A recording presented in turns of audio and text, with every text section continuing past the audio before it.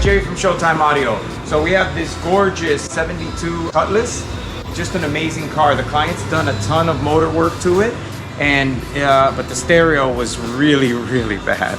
I'm always blown away that shops or people can do this to these cars. So they're trying to put music in them, but the way they're going about it is just not the right way. So we're gonna show you.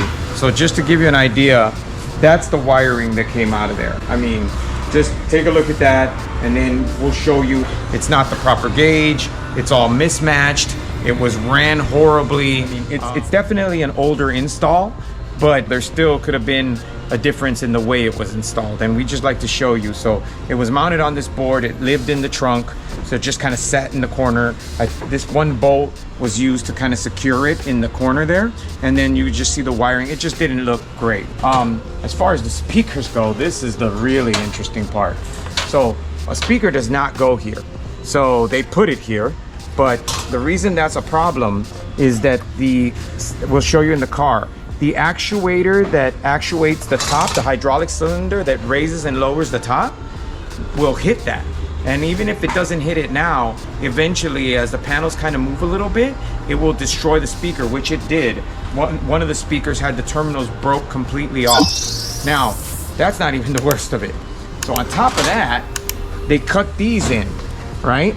And into this spot, and that's the top of the speaker, which apparently carpet makes it disappear. Not. So they cut the panel and put the speaker in there. But that's not the worst part. This is the part I just, man, I'm blown away.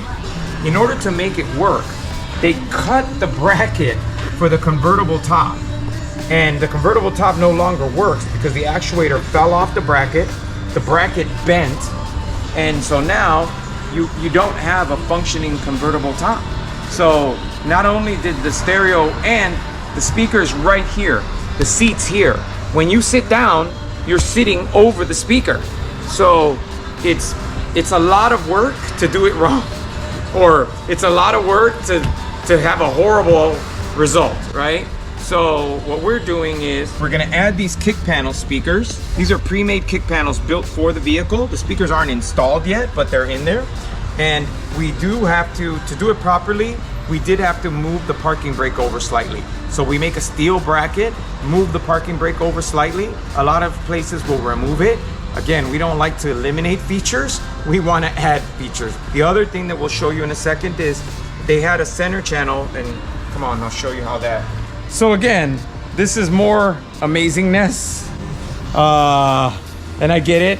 A lot of times this is done by not a stereo shop. This is done by a mechanic, an upholstery shop, somebody whose their trade or their job or their passion is not car audio. They can do it, kind of, but they're not necessarily what they're good at or what they're proficient at, right? So one, it's a 3.5, 2 3.5s. They somehow nut and bolted them. They welded this plate in. Again, a lot of work went into doing it. Not great, you know? So then, in order to isolate the front of the speaker from the back of the speaker, they wrapped it in this ducting tape for air conditioning. And then this whole assembly bolted up. We're gonna make a bracket that bolts to the factory locations, has 2 bigger drivers, and it still bolts in like it came with the car. This is what turns people off from doing something in their classic car, because they're afraid that they're gonna get stuff like this. One, it's not gonna sound good. 2, they're gonna destroy the car or damage the car, which in this case they did both. And then also, it's not gonna function correctly. So what we're doing is we're removing everything, all the wiring, all the speakers, everything. We're gonna run all new wiring. A thing that we like to do a lot is put the amp, mount the amp under the seat, especially on these older cars. So the whole idea is that the car doesn't look any different, it just sounds much better. It's more work because obviously we have to remove the seat, we have to make a mount, and then the wiring's a little bit more difficult. But now there's absolutely no wiring in the trunk or anything like that. Everything is here, and we run all new wiring, and as you can see, all our wiring is dressed with this braiding, heat shrunk. Our powers are labeled, our grounds are labeled, and then when you bolt the seat down, you wouldn't even know this was in the vehicle. So then we're gonna do the 2 speakers in the dash, 2 speakers in the kick, And then we're gonna talk to the client about repairing the back, because if he wants to use the convertible top, he's going to have to basically get rid of those rear speakers. Now, if you have the dash and the kicks in this car with a good amount of power, there's no need for rear speakers. Ideally, if you wanted some, we could do it, but it would be more of a custom application. But definitely, I would suggest dash and kicks over rear before you even consider rear speakers. So this is a modern classic radio. So it still has all the push buttons, the dials, the knobs, but it has AM, FM, and auxiliary and Bluetooth. So that allows it to look period correct, but give you all the modern conveniences. Everything's installed. We cleaned up all the wiring. We have the new speakers in the dash as well as the kicks. Obviously, so the panels, these were not hooked up because they're all destroyed. The speakers are mangled, broken, and they're kind of useless to begin with. So the client's gonna eventually get this redone and just put it back to stock basically, and also fix the top, because in order to fix the top, they have to eliminate those speakers. Technically, there's no space back there. There is a way to do it, and there is a way to add speakers back there, but you have to use a very specific speaker, and there does have to be a little bit of modifications, like custom to the car, in order to make it work.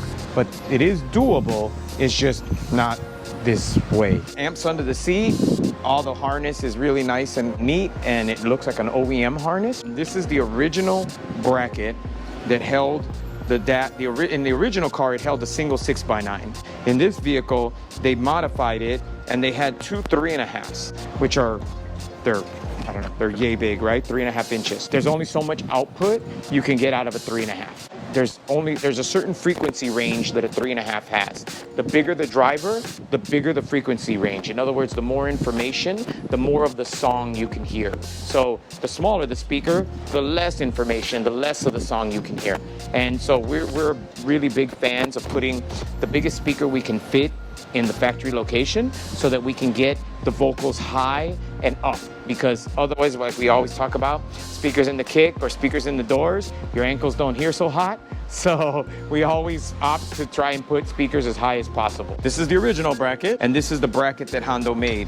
So in essence, it is exactly the same bolt pattern, so it will bolt up to the factory location, and this is modified in order for it to make sure that it fits and seats in the vehicle. And then we have two 4-inch. So now you're gonna say, okay, well, 3.5, 4, what the hell? That's not a big difference, but you'd be amazed at how much more output you can get out of a 4-inch versus a 3.5. One, it takes more power. Two, it has a bigger frequency band, so you're able to hear much more information, and it's just able to play lower, because the 3.5 cannot play very low, so you're losing a ton of info. So we've even done 5.25. I mean, it depends if the car allows it. I think we did a T-Bird, an older T-Bird, and we were able to do two 5.25s up in the dash, which is phenomenal, right? The bigger the speaker we can get in there, the better. But there's definitely a way to make your car sound good. Now, a lot of times people want to sell you 9, 10 speakers, not necessary. If you have the right amount of speakers, the right amount of power, and it's configured properly, 4 speakers is plenty. Especially if you're not trying to shake the world, right? If you're just trying to make it, this car has a really big engine. I mean, it sounds amazing. It's evil how good the engine sounds, right? But you need some power to get over the power of the engine, right? Because the engine makes a lot of noise. Plus it's convertible, right? So you need the power in order to get over that, and so that you can actually hear and enjoy the stereo. So if the client ever did want to return this car to stock, we could replace the kick panel. But as you can see, the speaker is tilted and kind of tilted up slightly so that the sound travels. It's not an ideal situation, but you're not working with an ideal car. It's a 72. You know, it had one speaker from the factory, one in the center of the dash, and it had an AM radio. So we have to work within the confines of the car, right? We can't, unless we're gonna rebuild the interior, which is possible. We actually did another Chevelle where we rebuilt the whole interior to be a modern car, but that's like super involved, and obviously the car there's no resemblance to original as far as the interior goes. So in order to keep the car looking stock, functioning the way it came, and reversible, this is what we need to do to make it work. Visit our website at showtimeaudiochicago.com.